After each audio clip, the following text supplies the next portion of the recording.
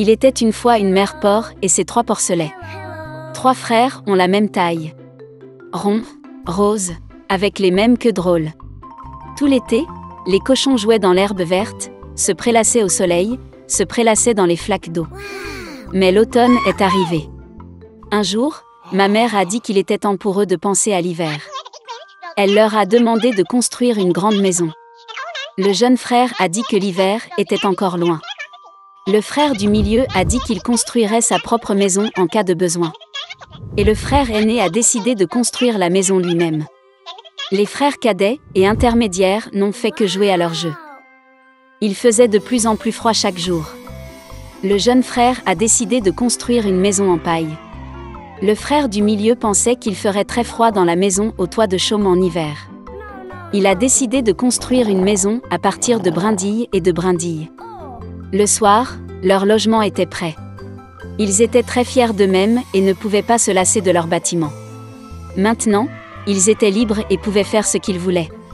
Ils ont décidé d'aller voir leur frère aîné et de voir quel genre de maison il s'était construit. Le frère aîné était occupé à construire. Il a appliqué des pierres, malaxé de l'argile et s'est lentement construit une maison fiable et durable. Les jeunes frères ont trouvé leur frère aîné au travail. Ils étaient très surpris du genre de forteresse qu'il construisait. Le frère aîné a continué calmement à travailler. Les frères cadets et intermédiaires ont commencé à plaisanter et à rire de sa maison. Ils étaient tellement amusés que leurs cris résonnaient loin à travers la pelouse. Le frère aîné a demandé à se taire, car le loup pouvait les entendre. Les frères cadets et intermédiaires étaient encore plus amusés. Ils ont décidé que le frère aîné n'était qu'un lâche.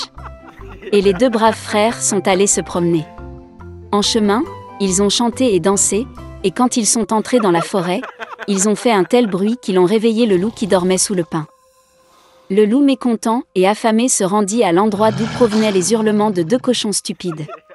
Les frères marchaient joyeusement et parlaient de la facilité avec laquelle ils traiteraient le loup. Et soudain, ils ont vu un vrai loup vivant.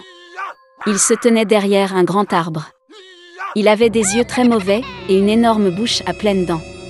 Les frères étaient si effrayés que leurs queues minces tremblaient finement, finement. Le loup se prépara à sauter, il fit claquer ses dents et cligna de l'œil droit. Les porcs reprirent soudain leurs esprits, hurlant à travers la forêt, se précipitèrent pour s'enfuir. Soulevant des nuages de poussière, ils se précipitèrent chacun dans sa propre maison. Le jeune frère a couru vers sa hutte au toit de chaume et a claqué la porte devant le loup. Le loup grogna et demanda d'ouvrir la porte. Le jeune frère, par peur, ne put prononcer un mot. Puis le loup a commencé à souffler. Le toit léger s'est instantanément envolé de la hutte au toit de chaume. Le loup prit une profonde inspiration et souffla une seconde fois, et la maison en chaume vola dans toutes les directions. Le loup était ravi, claqua des dents et se jeta sur son jeune frère. Mais le cochon esquiva habilement et courut. Il a couru à la maison du frère du milieu. Les frères réussirent à s'enfermer et se regardèrent avec consternation. Le loup s'est fâché et a commencé à souffler. La maison est légèrement de travers. Le loup a soufflé une seconde, puis une 3e, puis une 4e fois. Mais la maison était toujours debout. Le loup prit une profonde inspiration et souffla pour la 5e fois. La maison a tremblé et s'est effondrée. Une seule porte resta quelque temps au milieu des ruines. Dans l'horreur, les porcelets se sont précipités vers la maison de leur frère aîné. Le loup a couru après eux. Il était sûr que cette fois les porcs ne le fuiraient pas. Les porcelets se sont rapidement précipités devant le grand pommier sans même le heurter. Et le loup n'a pas eu le temps de se retourner et a heurté le pommier, qui le recouvrait de pommes. Une pomme dure le frappa entre les yeux. Une grosse bosse sauta sur le front du loup. À ce moment-là, les frères cadets et intermédiaires ont réussi à pénétrer dans la maison du frère aîné et à verrouiller la porte. Le loup courut vers la porte, grogna et demanda d'ouvrir la porte. Les jeunes frères avaient très peur et ne pouvaient rien dire en retour. Et le frère aîné savait que lui et ses frères n'avaient rien à craindre dans une maison en pierre solide. Puis le loup a aspiré plus d'air et a soufflé dès qu'il a pu.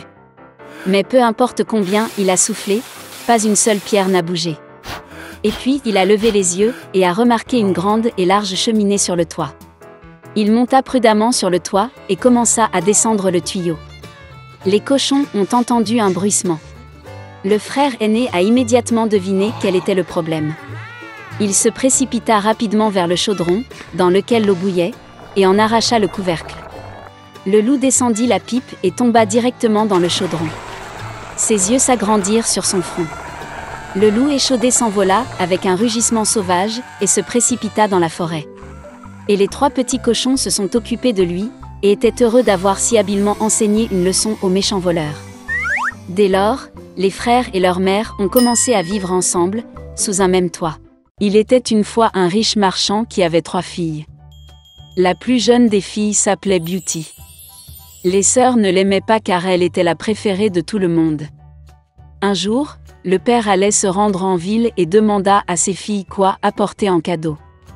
Les sœurs aînées ont demandé des robes et des ornements précieux, et la plus jeune a demandé une rose écarlate, la plus belle du monde. Le marchand est devenu réfléchi, mais a promis qu'il ferait tout son possible pour trouver une telle fleur. Et prenez la route. Le père a rapidement trouvé des cadeaux pour les filles aînées, mais pour les plus jeunes, il ne pouvait pas les trouver. Chaque rose que le marchand rencontrait sur son chemin était plus belle que la précédente. Partout où il regardait. Et puis la route l'a conduit dans une forêt dense. Il faisait très sombre et froid là-bas. Soudain, des lumières sont apparues au loin. En approchant, le marchand aperçut un immense château ancien, tout en or et diamants. En entrant dans sa porte, il entra dans une salle pleine de joyaux. Il a vu qu'il y avait une table au milieu de la salle, et qu'il n'y avait pas de vaisselle dessus, et que tous les plats étaient en argent et en or. Mais le château était vide, il n'y avait personne. Le marchand pensait que le propriétaire viendrait probablement d'une minute à l'autre. Il a attendu 1 heure, 2, 3, personne ne s'est présenté. Le marchand ne put résister et s'assit à table. Après avoir mangé sur le ventre, le vieil homme a pris la route. Conduisant le long de la ruelle, le marchand aperçut un rosier d'une beauté sans précédent et se souvint de la demande de sa plus jeune fille. Il a conduit et a choisi la plus belle rose. Au même moment, la foudre a éclaté, le tonnerre a frappé, il y a eu un rugissement, et il s'est levé, comme hors du sol, devant le marchand, et non pas une bête ou un homme, mais une sorte de monstre, terrible et poilu. C'était trop en colère que le marchand ait choisi sa fleur préférée au lieu de remercier le propriétaire pour son hospitalité. Le vieil homme était très effrayé et a dit qu'il ferait n'importe quoi, tant qu'il ne le tuerait pas. Pour une telle offense, la bête a accepté d'épouser une de ses filles. Mais seulement celle qui veut venir elle-même, par amour pour son père. Et si aucun ne vient, alors la mort du marchand. Le vieil homme était en deuil et décida de rentrer chez lui, pour dire au revoir à ses filles. Il ne voulait abandonner aucun d'entre eux pour une bête féroce. Je suis monté à cheval et je suis rentré chez moi. Ayant rencontré les enfants, il a fait des cadeaux à tout le monde et a raconté ses aventures.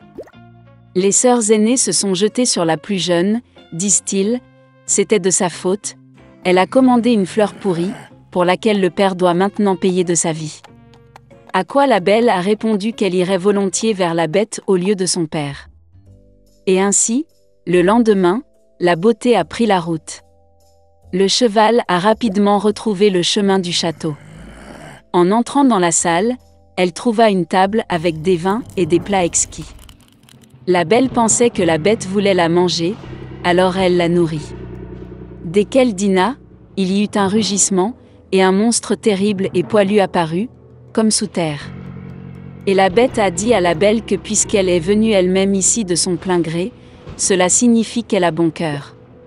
Et donc le monstre sera également gentil avec elle. Et avec ces mots, la bête a disparu. Se réveillant le matin, Beauty a décidé de se promener. En entrant dans l'une des pièces, elle vit une inscription sur la table. « Tout ce que la belle veut, je le ferai. » La fille pensait qu'après tout, le monstre était gentil et qu'il ne le mangerait probablement pas. Ils ont donc vécu longtemps, la bête a très bien traité la beauté et a comblé tous ses désirs. Un jour, la fille a rêvé que son père était malade. Elle voulait vraiment lui rendre visite. La belle a demandé en larmes à la bête de la laisser partir, et a promis qu'elle reviendrait certainement. Le monstre a répondu qu'elle était libre et qu'elle pouvait revenir quand elle le voulait. Le lendemain, Beauty a enfilé ses vêtements les plus chers et s'est rendue chez son père. Il était très heureux de voir sa fille saine et sauve.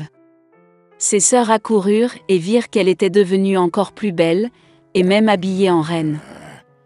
Une semaine plus tard, la belle a rêvé que la bête était allongée sur l'herbe dans le parc et mourait.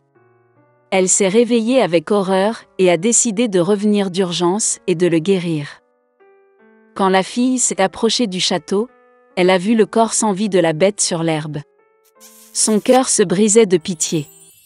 La beauté se précipita vers lui avec des larmes et l'embrassa.